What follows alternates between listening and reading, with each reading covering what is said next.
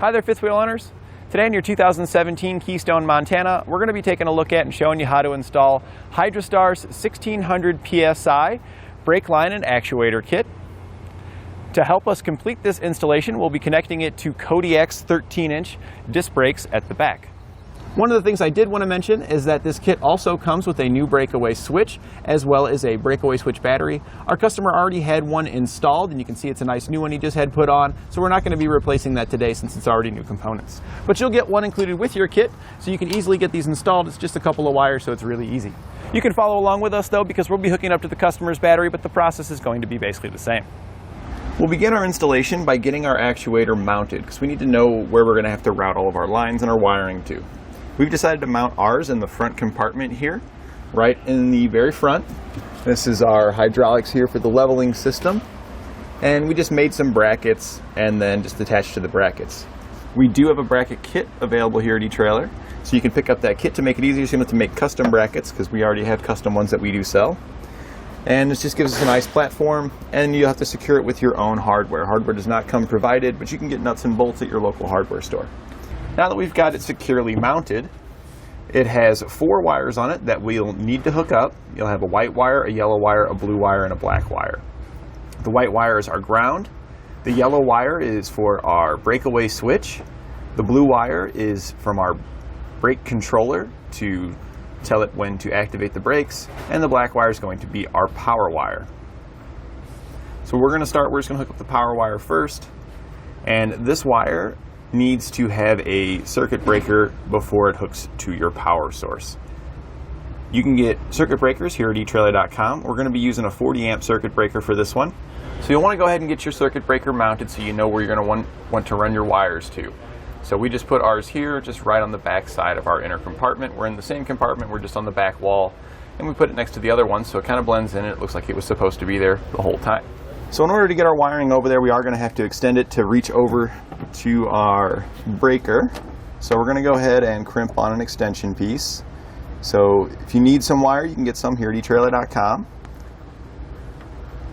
We're going to strip it back,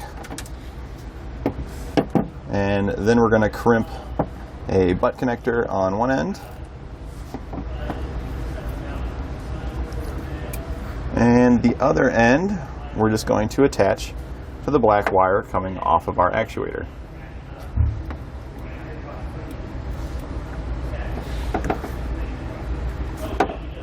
Now that we've got those crimped together, I'm just going to route this wire over to our circuit breaker,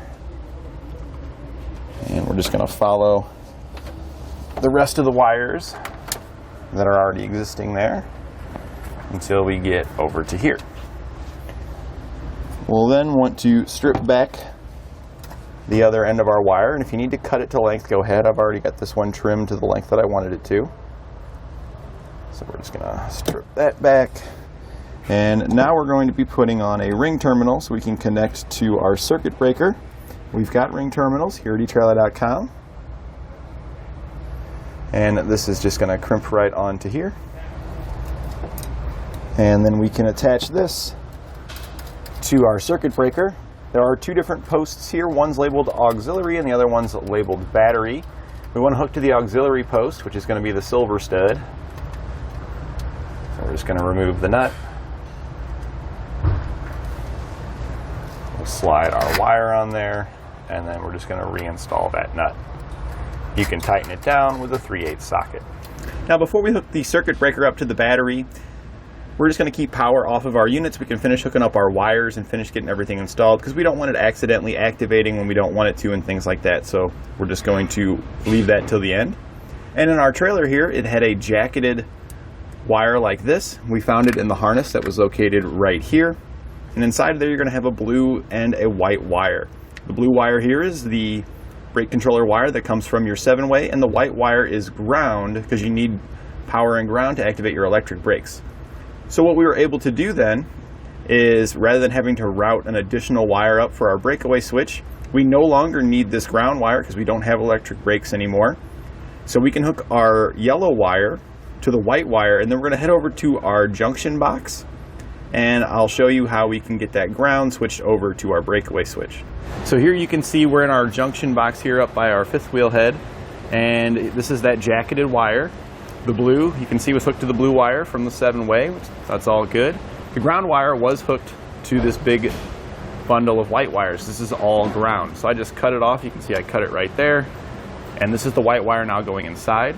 I just crimped it to the black wire coming off of our breakaway switch.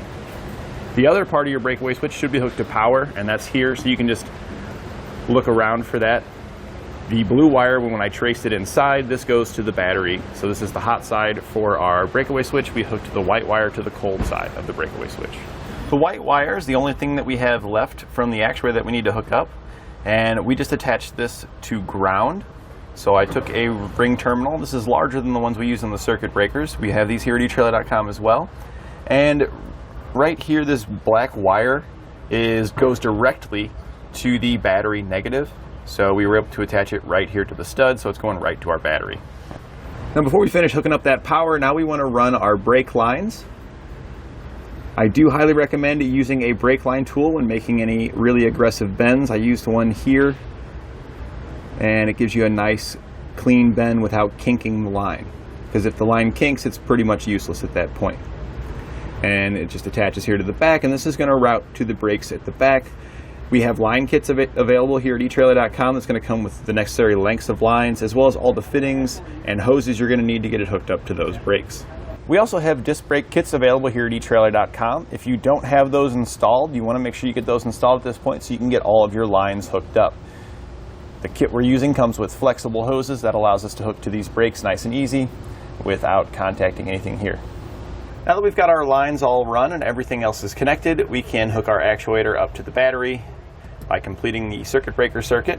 Our battery is in this compartment, and the red cable you see here comes right from the battery positive, so we can hook right to this nut right here and connect it to our circuit breaker. We're going to connect it to the circuit breaker side first, since that side's not hot.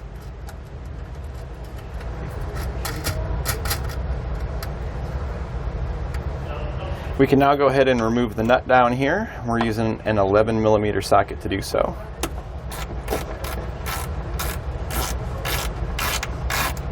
You do want to be careful when taking this nut off, as this wire is hot, so if you hit your wrench or on ground or anything, it is going to cause some sparks. So just be careful about that. We also want to be careful that we don't drop this cable down, because it's also hot and we don't want it to ground out on anything. So we're just going to slide that nut off. We're going to take our jumper wire that we made, put it in place, and then just reinstall the nut. We'll begin our line installation by getting our lines run from our actuator to the back. You'll receive multiple lines in this kit, and this is going to be the longest one. So you're going to want to get it uncoiled, and it's going to attach to your actuator here. I'll show you how I got it inside just 1 second, but I want to show you where our end goal is, and also how to tighten it down. I highly recommend that you use a line wrench when tightening these down, and all the ends on our lines are going to use a 3/8 inch size.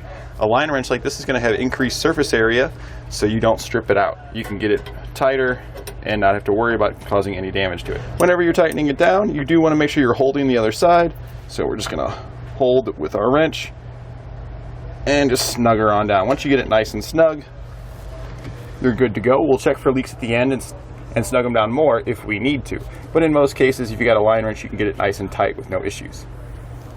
Our line goes down, and then it goes out a hole that we had drilled right down there at the bottom. And then we are going to head outside and start routing it towards the back. For reference, we are starting in our front compartment because that's where we mounted our actuator. This is where we pass through the hole that we had drilled, and we come down. You will notice there's a little piece of rubber here. This is just some rubber vacuum line that I had laying around. We do sell vacuum line here at eTrailer.com if you want to pick some up. It's great for wrapping around brake lines where there's any place where you're suspecting it might rub against metal and potentially cause an issue. So we just slit it to open it up and just wrap it around there. I use a little zip tie just to keep it wrapped around in place. From here, we just go around our propane line, and we're just going to follow that propane line all the way back because it's already routed in a way where we know it's going to be avoiding any moving components or anything like that. So we just stay right underneath of it using the included clamps and self-tapping screws to just run it right into the frame there.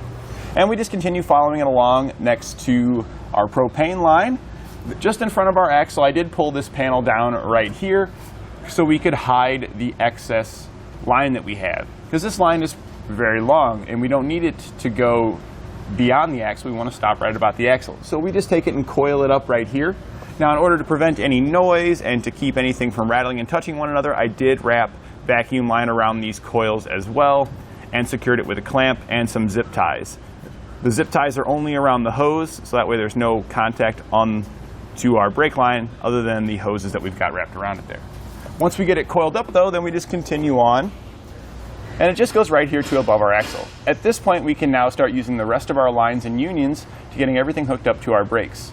Now, the routing path that we just took is for our trailer's layout. You do want to keep in mind that depending on the floor plan and options you've chosen on your trailer, that the layout underneath could have various other components, slide outs, there's a lot of different things that can change.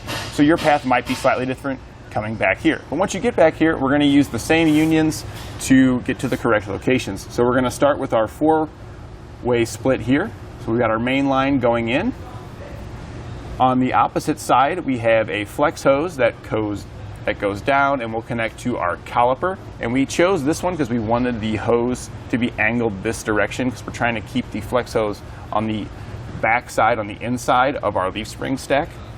When tightening down the flex hoses, they're going to use the same 3/8 line wrench. So now you have 3 more lines that come in your kit. You'll have one that is slightly longer than the other 2.